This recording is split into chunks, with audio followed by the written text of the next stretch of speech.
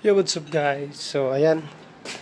Tinatry ko mag-DIY ng lot pull down machine sa bahay, no? So, meron ako ditong pulley. Ito. Ayan, dito dadaan yung cable. So, ito yung pinakababa natin. So, pwede tayo mag-back, bicep, lahat dito. Tapos, kailangan natin ng isa pang pulley sa taas. So, ito yung kakabit ko. Ganito lang din gagamitin natin, mas malaki nga lang. Ito kasi sa taas siya. No? Ito kasi medyo parang 6mm or hindi ko lang sure. Ito 8. So nasa 6mm tong expansion hook.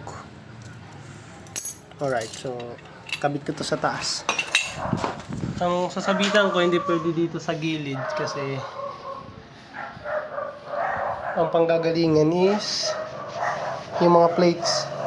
So makikita nyo yan pag natapos. Kaya kailangan ko medyo awang dito banda. Diyan. Sa part na yan. So dyan ako magbubutas. Alright. So DIY muna tayo ngayon.